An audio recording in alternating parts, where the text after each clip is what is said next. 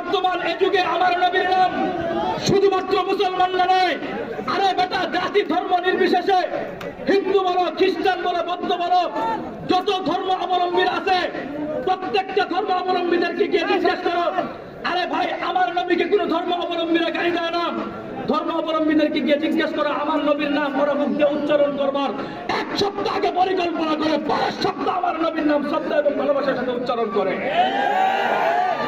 কিন্তু একটা কথা পরিষ্কার মনে রাখবেন, আমার নবীর নাম যেহেতু কোন ধর্ম অবলম্বীরা কেউ বাঁকা চোখে দেখে না, আমার নবীর নাম তো তারাই ব্যঙ্গচিত্র করে কথা বলে যাদের ধর্ম পরিচয়হীন, যাদের পরিচয় রয়েছে। আরে আমার নবীরকে গালি দেওয়ার দুঃসাহস তো তারাই করে যাদের ব্যক্তি পরিচয় ভেজাল আছে।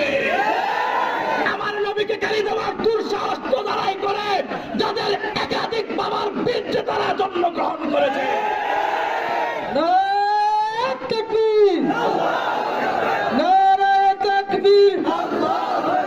নবীর পরের নবী নয়, সংসদে আইন চাই। মোহতারাম হাজরিন, আমার আলোচনা শেষের দিকে বুঝেন তো আমার নবী, এখন কথা বুঝেন, আমার নবী দুনিয়া থেকে চলে গেছেন, আমার নবীর নাম মানুষ শ্রদ্ধার সাথে উচ্চারণ করে। এখন কথা বুঝেন, আবু জাহালও তো ছিল, আবু জাহালের নাম কয়জন উচ্চারণ করে? তা আবু জাহাল শুধু আপনারা জানেন, মক্কাতে যারা সফর করেছেন জানবার কথা, আবু জাহালের বাড়িটা বর্তমানে একটা বাথরুমে রূপান্তরিত হয়েছে। কথা ঠিক না ঠিক? তো আবু জাহালের ওই বাড়ি যেহেতু বাথরুমে রূপান্তরিত হয়েছে, পৃথিবীর কোন বাতার বেটার বুকের সাহস আছে ওই বাথরুমটাকে ভেঙে একটা ওয়াশিং টাওয়ার বানাবে? কারো সাহস নাই। এখন কথা বুঝেন, একই কালেমার দায়িত্ব প্রত্যেক নবীরা গ্রহণ করেছিলেন। সেই কালেমার দায়িত্ব শাইখুল হাদিস ইবনে শাইখুল হাদিস যখন দাঁড় করালেন যে বাংলাদেশের মধ্যে কোনো মূর্তি থাকা যাবে, আর আসতে বলেন মূর্তি থাকা যাবে।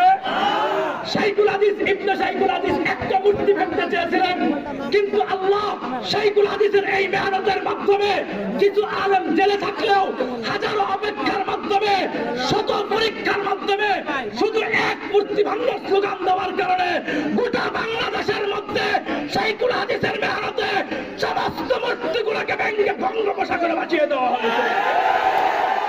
কথা ঠিক না বেঠে? কাজে আগামীতে যারা ক্ষমতায় বসবেন বিগত দিনের ইতিহাসগুলো মনে রেখে এরপর আপনার ক্ষমতায় বসার চেষ্টা করবেন। আলহামদুলিল্লাহ রাব্বিল আলামিন। আসসালামু আলাইকুম ওয়া রাহমাতুল্লাহি তাআলা ওয়া বারাকাতুহু।